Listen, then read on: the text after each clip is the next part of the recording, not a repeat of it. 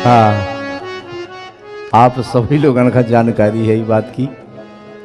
आज से 20-22 साल पहले लगभग 2000 में इन्हीं दीपक सेठ के थे ऑडियो कैसेट जब चलत थी तो हम लोगों ने चित्रकूट महिमा गाई थी। इन्हीं ने गवाई थी, इन्हीं ने रिकॉर्ड कर दी थी दीपक भैया ने, और आप तक पहुंची भी है। भाई एक तो यही बात हो गई कि चित्रकूट महिमा के द्वारा वह इतने प्रचलन में आ गए कि हम जिते भी जात आदमी जाकर 2 लाइनें पहले सुना दो, कथा बाद में करियो, जो कछु भी गाँव है वो बाद में गाइयो। कहे उनमें 2 लाइनें ऐसी हैं कि जिन लाइनन ने हमारे जीवन में परिवर्तन कर दो, हमारे जीवन में परिवर्तन करो तो नहीं 2 लाइनन ने सुनो आप। जरा देर ठहरो राम, जरा देर ठहरो राम, तमन्ना यही है, अभी हमने जी भर के देखा नहीं है, अभी हमने जी भर के देखा नहीं है।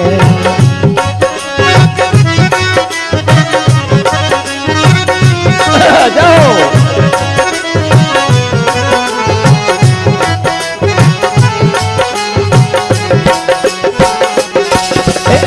इसलिए कहा है, देखें आज फिर से गा रहा हूं इसी स्टूडियो में, इन्हीं के प्रांगण में भैया दीपक सेठ के यहाँ मानिक चौक जवाहर चौक 161 झांसी में पहले गाया था मैंने कैसेट के माध्यम से 2000 में। आज जरा देर ठहरो राम हो, जरा देर ठहरो राम, तमन्ना यही है, अभी हमने जी भर के देखा नहीं है। जाओ नहीं है, जाओ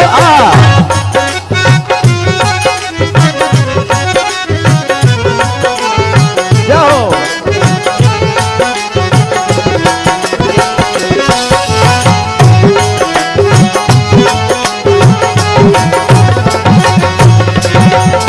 कहवे को तात्पर्य केवल जो है चित्रकूट महिमा आप तक पहुंचाई दीपक सेठ के माध्यम से, लेकिन ई कैसेट में जो मतलब है कि भगवान राघव सरकार के दर्शन प्रत्यक्ष और परिपूर्णतम रूप में अगर गोस्वामी जी को कितों भय तो अपने बुंदेलखंड की पावन पवित्र भूमि चित्रकूट में भय। गोस्वामी जी अयोध्या में रहे, काशी विश्वनाथ में रहे, लेकिन प्रत्यक्ष रूप में दर्शन नहीं भय। अगर दर्शन कितों भय तो बुंदेलखंड की भूमि में भय। बुंदेल एक चौकड़िया है, विपदा हरण भूमि बुंदेली। बुंदेलखंड में आपत्ति विपत्ति को पे भी आवे, लेकिन बुंदेलखंड में उसकी आपत्ति विपत्ति हरण हो जाती। आज राघव सरकार ने 12 वर्ष चित्रकूट में बिताए, प्रत्यक्ष रूप में गोस्वामी जी को दर्शन हुआ। एक रोज का है किस्सा दरिया के किनारे, संतों का जहां जमघट वहां तुलसी पधारे। पूज बात गोस्वामी जी गए, संतों के पास बैठे हैं, चंदन खिस रहे हैं। तुलसी ने कहा आज यहाँ राम आएंगे, चंदन को खिस के हम उनके माथे लगाएंगे, चंदन को खिस के हम उनके माथे लगाएंगे।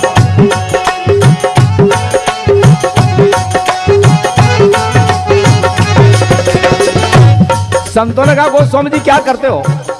अरे राघव सरकार का वास तो यहाँ चित्रकूट में त्रेता युग में हो गया है, 12 वर्षों तक रहे हैं, आज क्या आएंगे? लेकिन तुलसीदास जी को विश्वास था। तुलसी ने कहा आज यहाँ राम आएंगे, चंदन को घिस के हम उनके माथे लगाएंगे।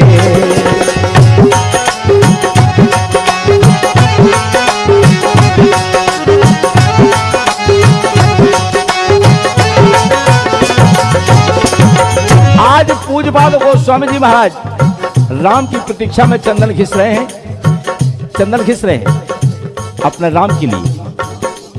चंदन को घिसते घिसते उन्हें नींद आ गई और नींद के ही साथ में बेहोशी छा गई।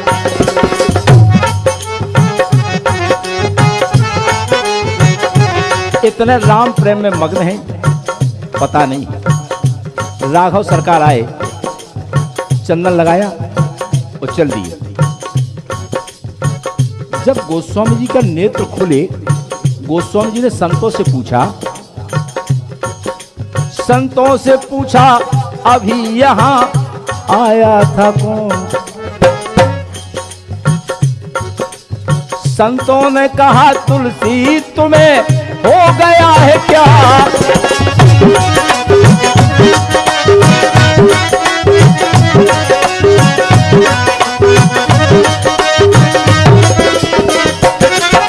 एक नौजवान आया चंदन लगा गया। कौन लगा गया? मैं तो घिस रहा था किसी दूसरे को, मेरा चंदन कौन लगा गया? उस समय गोस्वामी जी बड़े भ्रमित हुए, मेरा चंदन कौन लगा गया? उस समय अनंत बलवंत श्री हनुमंतलाल जी ने सोचा कि अगर आज गोस्वामी जी दर्शन नहीं कर पाएंगे तो फिर प्रभु के दर्शन इन्हें मिलने वाले नहीं। तो उसी समय अनंत बलवंत श्री हनुमंतलाल जी महाराज ने तोते का रूप धारण किया और जाकर पीपल के वृक्ष पर बैठे। बड़ा प्रचलित दोहा है, आप सबने सुना है। चित्रकूट के घाट पे भई संतन की भीड़ और तुलसीदास चंदन घिसे तिलक करें। बड़ा प्रचलित दोहा है। इशारा कर दिया गोस्वामी जी को, क्या कर रहे हो? अगर आज नहीं दर्शन कर पाए तो फिर दर्शन नहीं कर पाओगे। गोस्वामी जी उठ के खड़े हुए, सामने चले गए, देखा कि सामने चंदन लगाए खड़े, लेकिन गोस्वामी जी पहचान नहीं पा रहे। भाई हाल का चंदन होता है गीला और सूख जाए तो होता है सफेद। गोस्वामी जी ने सोचा कि अभी हाल का चंदन यही लगाए हुए, हो सकता है यही होना चाहिए, हाल का चंदन है ना। तुरंत गोस्वामी जी चरणों में गिर पड़े, एक ही बात कहने लगे कि जरा देर ठहरो राम, तमन्ना यही है, अभी हमने जी भर के देखा नहीं, हमने जी भर के देखा नहीं।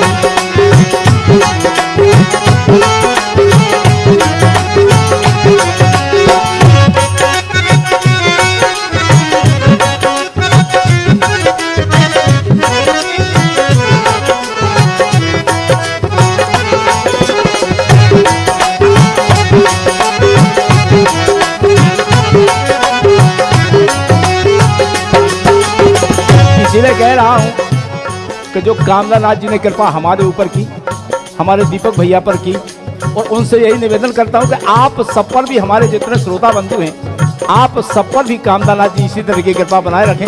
क्यों? कामद गिरी भय राम प्रसादा,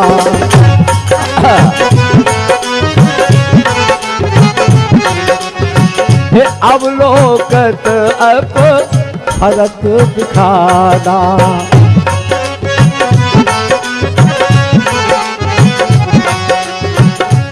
आज भी कामदानाथ जी जो प्रसाद बांट रहे हैं, राम भक्ति का प्रसाद बांट रहे हैं, और हमें आपको अगर राम भक्ति का प्रसाद मिल जाए, इससे ज्यादा और क्या हो सकता है? कामद गिरी भय राम प्रसादा, अवलोकत अप हरत दिखाना।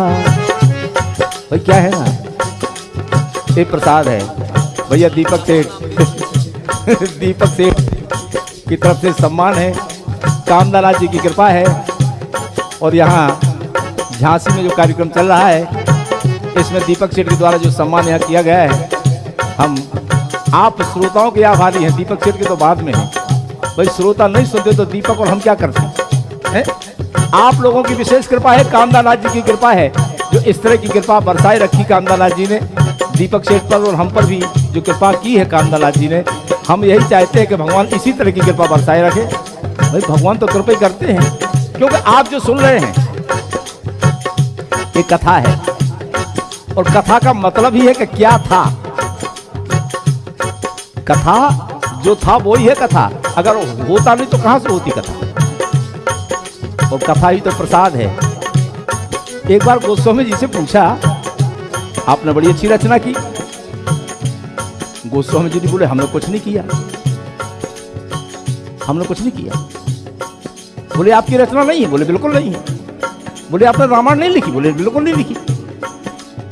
तो फिर जब गोस्वामी जी ने नहीं लिखी तो फिर रचना किसकी है, किसकी रचना है? आज गोस्वामी जी ने कह दिया कि मेरा कुछ नहीं है। शंभु प्रसाद सुमत ही ये हुल्सी, शंभु प्रसाद सुमत ही ये हुल्सी। ये भगवान शिव जी का प्रसाद है राम कथा। शंभु प्रसाद सुमत ही ये हुल्सी, रामचरित मानस कवि तुलसी, रामचरित मानस कवि तुलसी।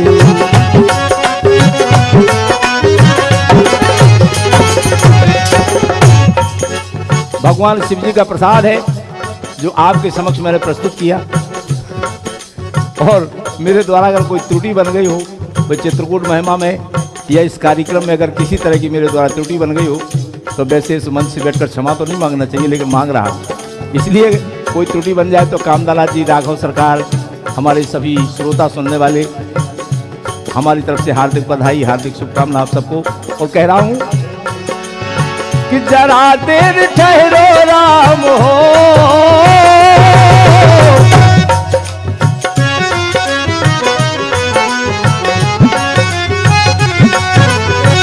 जरा देर ठहरो राम, तमन्ना यही है, अभी हमने जी भर के देखा नहीं है, अभी हमने जी भर के देखा नहीं है, अभी हमने जी भर के देखा नहीं है, अभी हमने जी भर के देखा नहीं है, अभी हमने जी भर के देखा नहीं। प्रेम से बोले राघव सरकार की, पूज्य गोस्वामी तुलसीदास जी महाराज की, कामदा नाथ की, रामायण मैया की, सभी श्रोता समाज की। ओम नमः पार्वती पते हर हर महादेव।